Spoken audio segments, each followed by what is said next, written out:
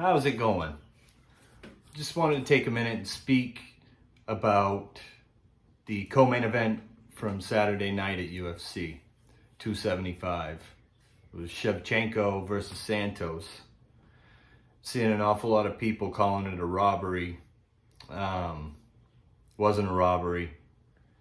The commentary on that fight was less than stellar, you could say.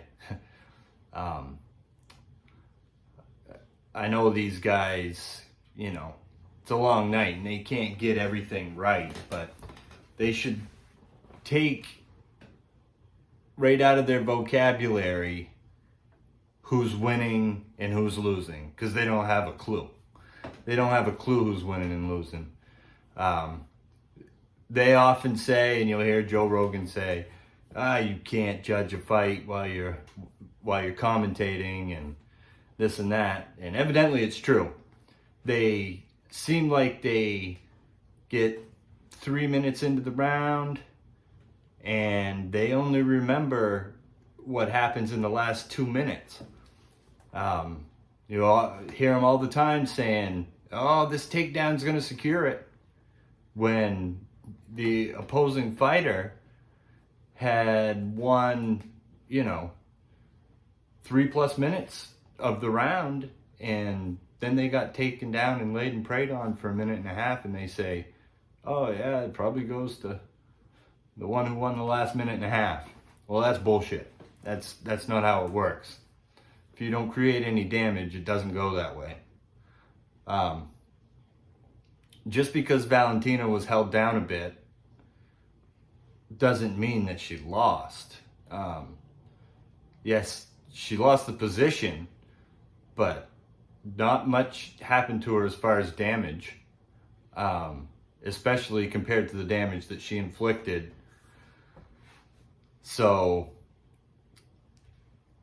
I can see the judge that gave Valentina four rounds. It's about damage.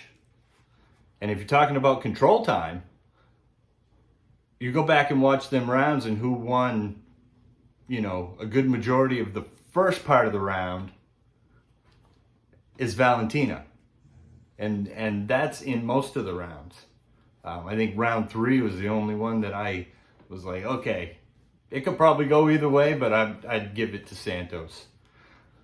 But, I think when DC sees a little bit of wrestling, boys, he gets hot and heavy on, oh, they stole the round with the wrestling. They stole the round with the wrestling.